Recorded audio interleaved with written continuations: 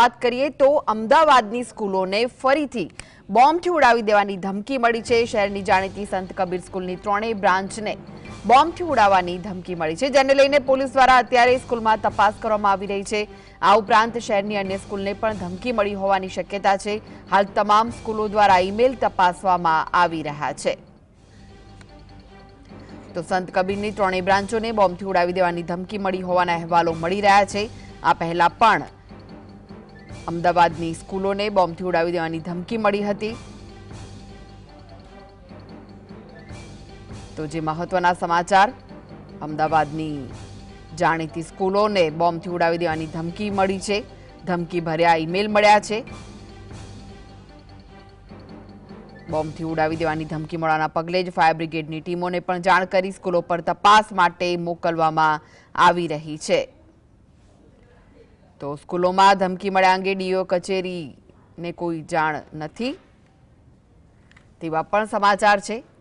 અમદાવાદની જે નામાંકિત સ્કૂલો છે તેમને ફરી એકવાર બોમ્બથી ઉડાવી દેવાની ધમકી મળી છે। આ પહેલા પણ 20 જેટલી સ્કૂલોને બોમ્બથી ઉડાવી દેવાની ધમકી મળી હતી અને ફરી એકવાર આવી ધમકી મળતા અનેક તર્ક વિતર્ક થઈ રહ્યા છે।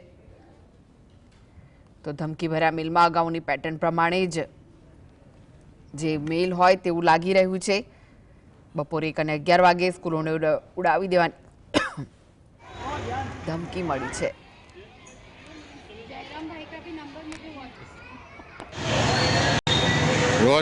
અમદાવાદની શાળાઓને ફરી એકવાર છે તે બોમ્બની જે ધમકી આપવામાં આવી છે અને જે વિવિધ શાળાઓમાં જે વાલીઓ છે તે વાલીઓ પોતાના જે બાળકો છે તેઓને લેવા આવવા નજરે પડી રહ્યા છે।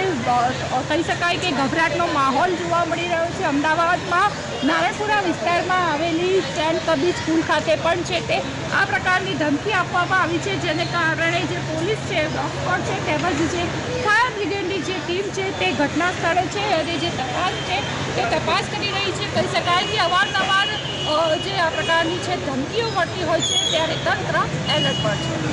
જગતિયારૂ જેસીબી અમદાવાદ।